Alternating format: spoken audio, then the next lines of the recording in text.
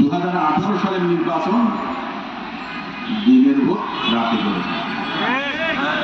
2024 সালের নির্বাচন যেন ভাবে দামি নির্বাচন, তুমি আর আমি নির্বাচন হইল দামি।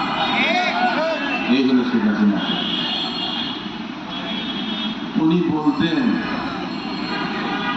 বার্গার খায় আমাকে শক্ত, ওদের গরু গোস্ত বিফ বার্গার খাওয়া দরকার, কাঁঠাল দিয়ে বার্গার খাওয়া হয়।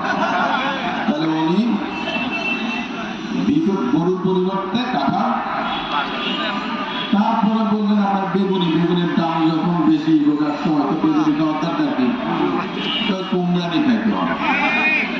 উনি আমাদেরকে খাওয়াইছেন বেগুনের পরিবর্তে কুমড়ানি, উনি আমাদের খাওয়ালেন বিফ বার্গারের পরিবর্তে কাঁঠালের বার্গার, উনি আমাদেরকে দিনের ভোটের পরিবর্তে দিলেন রাতের ভোট। এই হলো শেখ হাসিনার শাসন। আমি বক্তব্যটা দীর্ঘায়িত করবো না, অনেক বক্তব্য দিয়ে দিয়েছি। আমাদের এখানে নির্মাণ অতি সাহেব এসছেন, এটা কিন্তু রাজনৈতিক ভাবে নেওয়ার কোনো কারণ নেই। কারণ প্রশাসনের প্রত্যেকেই প্রজাতন্ত্রের কর্মচারী, জনগণ ক্ষমতার মালিক।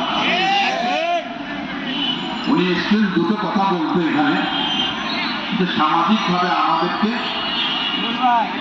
একটু আপনার এটাকে কি বলে, মানে জাগ্রত করা বা একটু সচেতন হওয়া। এই নিউ মার্কেট এলাকাটা মার্কেট এলাকা, বিভিন্ন ব্যবসা প্রতিষ্ঠান আছে, চাঁদাবাজি যেন না হয়, মানুষ যেন স্বস্তিতে তাদের ব্যবসা করতে পারেন,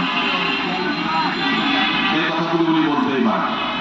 সরকারের যে কোনো সংস্থা, যে কোনো কর্তা ব্যক্তি, যে কোনো রাজনৈতিক দলের সমাবেশে এসে বক্তব্য দিতে পারেন, রাজনৈতিক বক্তব্য যদি না দিয়ে থাকেন। এটা সমাজসেবামূলক একটা অনুষ্ঠান, আজকে কম্বল বিতরণ, দুস্থদের মাঝে শীতবস্ত্র বিতরণ। আমি একটা কথা বলি, এই যে অন্তর্বর্তীকালীন সরকার, আমরা তো আন্দোলন করেছি এদেশে নির্বাচনের জন্য, আমরা ভালো নির্বাচন, যেহেতু তত্ত্বাবধায়ক সরকার ব্যবস্থা আওয়ামী লীগ বাতিল করে দিয়েছি। আওয়ামী লীগ সরকার যেটা বাতিল করেছে সেটা আবার সুপ্রিম কোর্ট ফেরত দিয়েছে। যতগুলো নির্বাচন হয়েছে বাংলাদেশে, তার মধ্যে তত্ত্বাবধায়ক সরকারের অধীনে নির্বাচনগুলো সবচেয়ে ভালো হয়েছে। তত্ত্বাবধায়ক সরকার এসেছিল 90 দিনের জন্য। তত্ত্বাবধায়ক সরকার যদি 90 দিনের মধ্যে সুষ্ঠু নির্বাচন করতে পারে, তাহলে অন্তর্বর্তী সরকারের এত দিন কেন লাগবে? সবাই বলে বিএনপি দ্রুত নির্বাচন চায়, এত তাড়াতাড়ি নির্বাচন চায়। আরে ভাই, 5 মাস তো গেছে অলরেডি, সংস্কার করবেন। সংস্কার তো একদিনে শেষ হয় না, লম্বা সময় লাগে। তারপরেও আমাদের দলের ভারপ্রাপ্ত চেয়ারপারসন জনাব তারেক রহমান সাহেব বলেছেন, আমরা অন্তর্বর্তীকালীন সরকারকে সর্বোচ্চ সহায়তা করব, সহযোগিতা করব। তিনি বলেছেন এই সরকারকে ব্যর্থ হতে দেওয়া যাবে না, আমরা সেটা চাই। কিন্তু আপনারাও জনগণের আশা আকাঙ্ক্ষার প্রতিফলনকে আহত করবেন না। আপনারা মানুষের যে আকাঙ্ক্ষা, সেটাকে সম্মান রেখে অতি দ্রুত নির্বাচনের ব্যবস্থা করেন। গণতন্ত্র ছাড়া একটা রাষ্ট্র চলতে পারে না। মহান মুক্তিযুদ্ধের মূল মন্ত্র, মূল নীতিগুলোর মধ্যে একটা ছিল গণতন্ত্র।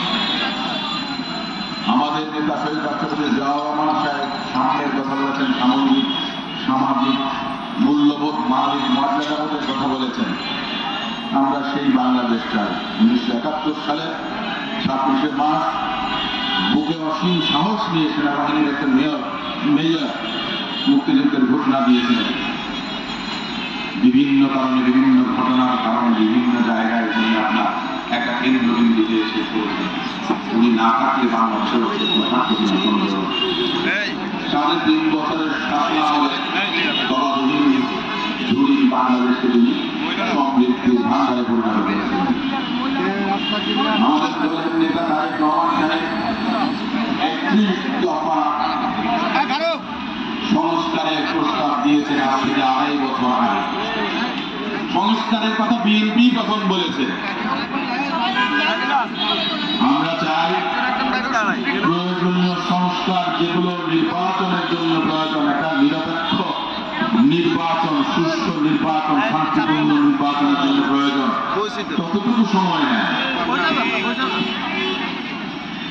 আমি বর্তমান অন্তর্বর্তীকালীন সরকারের কাছে প্রশ্ন রাখতে চাই, কিংবা যারা বিএনপির সমালোচনা করেন, শেখ হাসিনা পদত্যাগ করেছেন 5ই আগস্ট, আর নির্বাচন কমিশনাররা পদত্যাগ করেছেন 13 দিন আগে। তাহলে আমার প্রশ্ন হচ্ছে, 2টা মাস কেন আপনারা কালক্ষেপণ করলেন? কেন নির্বাচন কমিশনকে পদত্যাগ করিয়ে নতুন নির্বাচন গঠন করে পরবর্তী জাতীয় সংসদ নির্বাচনের জন্য অনুষ্ঠান আচারাদি আপনারা শুরু করলেন না? আপনাদের উদ্দেশ্যটা কি? উদ্দেশ্যটা পরিষ্কার হবে যদি আপনারা স্পষ্ট করে বলেন। কখনো বলেন 25 শেষে, কখনো বলেন মধ্য 2026। এত সময় লাগার কথা না, যত দ্রুত পারেন গণতন্ত্র ফিরিয়ে দেন। আমরা গণতন্ত্রের জন্য লড়াই করেছি।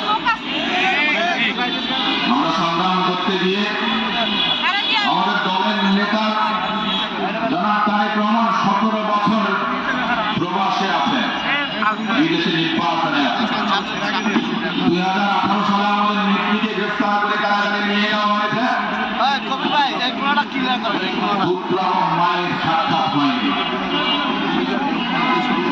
আমাদের দলের নেতারা বিনা বিচারে, এখানে অনেকে আছেন যাদেরকে আপনার পারমিশন দেওয়া হয়েছে, সাক্ষী আছে না, আদালতকে নির্দেশ দেওয়া হয় যে এদের কারাদণ্ড দেওয়া হয়।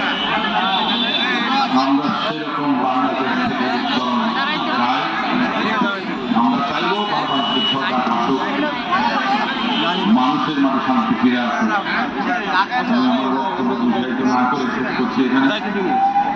আপনারা সকলে ভালো থাকবেন, সুস্থ থাকবেন।